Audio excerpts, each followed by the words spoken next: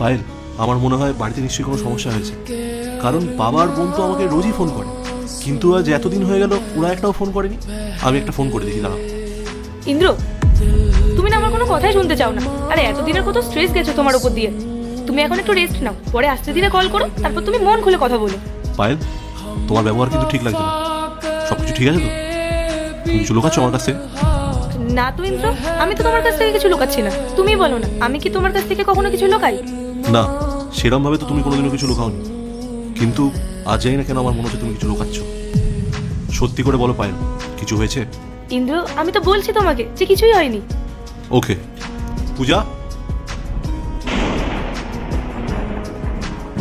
বোন, তুই বাড়ির নাম্বারে কতবার ফোন করেছিলি আর কি বলেছিলি?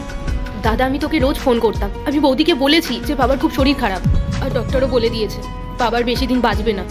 দাদা, বাবা না তোর সাথে দেখা করতে চাই। আমি সেই কথাও বৌদিকে বলেছি, কিন্তু বৌদি সবসময় কোনো না কোনো বাহানা দিতে থাকে। কিন্তু আমি মানছি যে তোমার বোন আমাকে ফোন করেছিল, কিন্তু আমি কি করবো বলো? আমি চাইতাম না তোমাকে এত টেনশন দিতে। আর তাছাড়াও তুমি তো প্রত্যেক মাসে মাসে ওদের খরচা পাঠিয়ে দাও, তাহলে তোমার এই বাড়ি যাওয়ার কি দরকার? আর পূজা তো রয়েছেই বাবা দেখাশোনা করার জন্য। আর কতদিন দেখে যাবে তুমি তোমার ওই বাবাকে? ইন্দ্র, আমাদেরও তো একটা লাইফ আছে। তুমি যদি ওই বুড়োর পেছনে এইভাবে টাকা খরচ করতে থাকো, তাহলে আমাদের কি হবে? আমাদের সেভিংস এর কি হবে? স্টপ ইট পায়েল, তুমি ভুলে যেও না উনি আমার বাবা হয়। আর আমার বাবার শরীর এতটাই খারাপ, উনি হয়তো বেশি দিন বাঁচবেও না। তুমি আমার বাবাকে নিয়ে এইসব কথা বলছো? এই পরিস্থিতিতে তুমি টাকা চিন্তা করছো? কেমন মেয়ে তুমি, হ্যাঁ? ইন্দ্র, তুমি যে এত টাকা খরচা করো, তারপরে মাঝে মাঝে তুমি তোমার বোন আর বাবার কাছে গিয়ে থাকো, এগুলো তো আমার টেনশন হয়। আর তোমার যখন এতই চিন্তা হতো, তুমি যেতে না কেন আমার সাথে? তুমি নিজেই পছন্দ করতে না ওখানে গিয়ে থাকতে। তোমার নাকি গ্রামে যেতে ভালো লাগে না, তুমি ওসব জায়গায় থাকতে পারো না। আর এই প্রবলেমগুলো তোমার, আমার না। আর আমি গ্রামে গিয়ে বেশি দিন থাকতামও না, 2-3 দিন মাত্র থাকতাম। তুমি সেই দিনগুলো অ্যাডজাস্ট করতে পারলে না। আর এই বাড়িটা তো তোমারও, এই বাড়ির মানুষগুলো তোমার নিজের।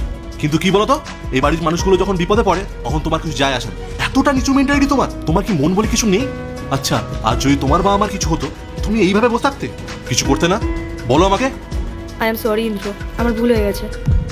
দাদা, তুই বৌদির ওপর রাগারাগি করিস না। বৌদি তো ক্ষমা চাইছে, তুই ক্ষমা করে দে। আর তুই তাড়াতাড়ি চল, বাবা তোর জন্য অপেক্ষা করছে। হ্যাঁ, চলবো। ইন্দ্র, আমাকেও নিয়ে চলো, আমি যাবো তোমাদের সাথে। আর পূজা, তুমি আমাকে ক্ষমা করে দাও, আমার ভুল হয়ে গেছে। আমি তোমাদের সাথে যেতে চাই। ঠিক আছে বৌদি, চলো তাড়াতাড়ি। চল দাদা।